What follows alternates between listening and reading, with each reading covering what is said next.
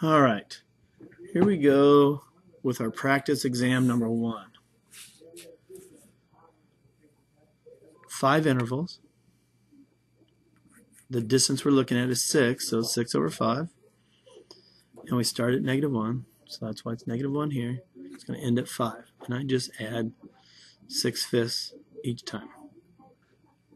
Now to find the midpoint, I just take half of this guy, which is half that distance, so 6 over 10, and I added it to the -1. So there's my first midpoint.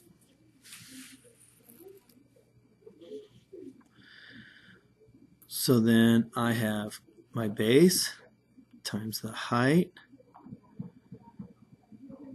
The 1/9 stays the same, the -2 stays the same, 3 stays the same, the 4, but I have to plug in all the midpoints. So I take my -4/10, which is just 2/5, and put it in there. It's changing by 6/5 each time. Simplified it, and that's how I got this guy. And the area ended up 24. And this is what the shaded area looks like. I'm actually finding the midpoint. So it's just that area we're finding. A little bit over, a little bit under on each one of them. That's why we like the midpoint. All right, flipping it to number 2.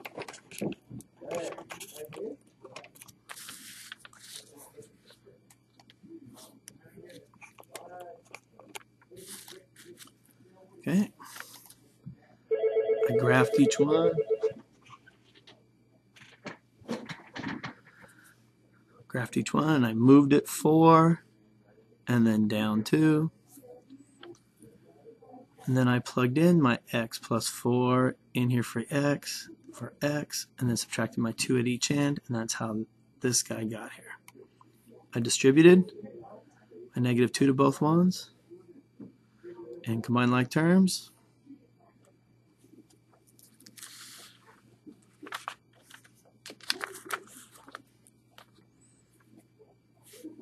Law of cosines to find angle P. Last thing you do is inverse cosine. Did law of sines, find angle R. And there's the area.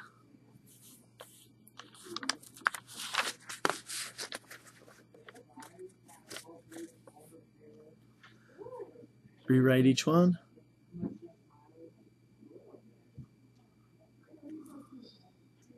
A little too far away.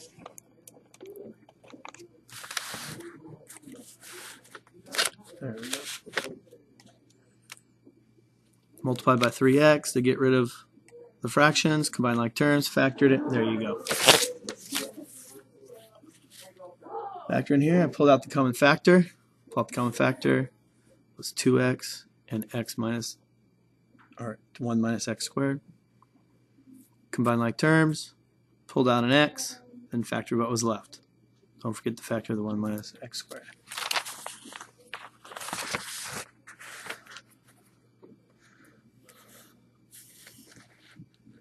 Just substituting each one in, solving. If you need more time, just pause it.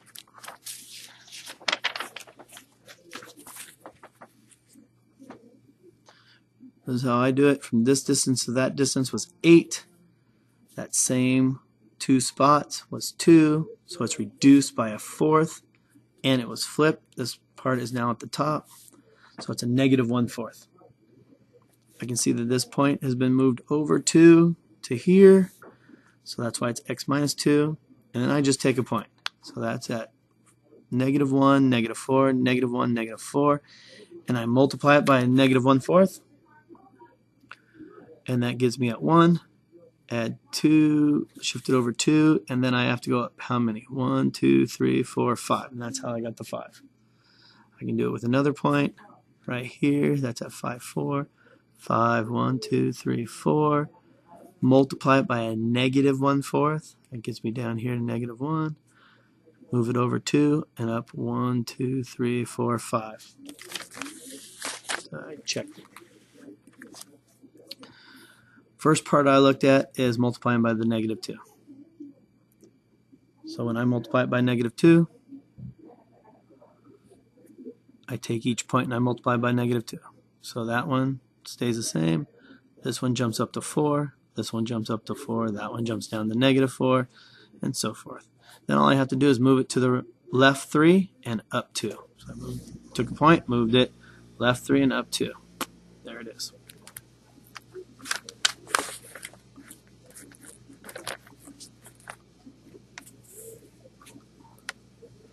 Find your slope.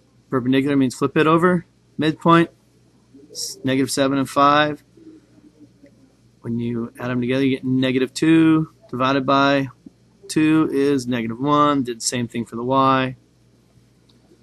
So in point slope form, and then distribute it out, combine like terms, and you get that in slope intercept form. 15 choose 13 would be the 14th term, and then 3g to the second gives you 9, so 9 times that 105, which is the 15 choose 13, gives us a 945. Since it's an odd exponent, that's going to make it negative. There you go. Same idea down here. Pause it if you need more time. I use Pascal's triangle on that one, multiply it out, or you could use combinations also.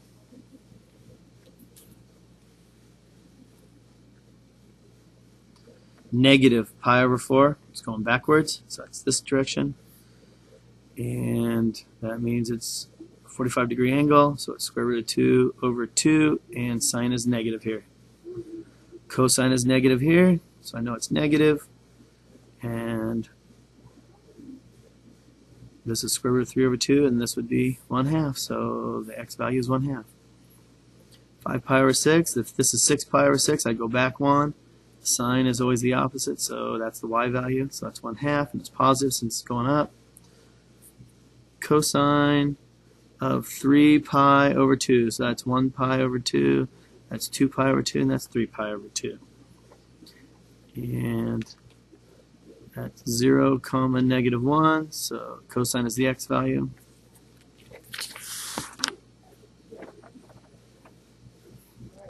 From pi to 2pi, so that's none of these guys, so I crossed it out, divided by that 2, so the cosine is positive, so cosine is positive in these two quadrants, but that one's crossed out, so it's only here. Cosine is the x value of 1/2, so that's 5pi/3.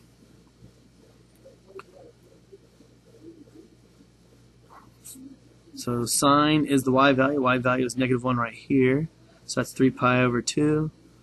So there we go. And sine being negative in these two quadrants, but my domain is from 0 all the way to 3pi/2. So I'm crossing this one out.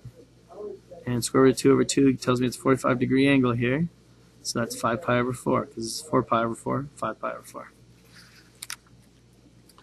Cosine is equal to a negative, so that's these two quadrants because it's the x value. X value is negative in both of those. And I need square root of 3 over 2 is this x value. So that means this is going to be a 30-degree angle inside here. So that's 5pi/6. That's 6pi/6. And this would be 7pi/6. And that would be it. Study and good luck.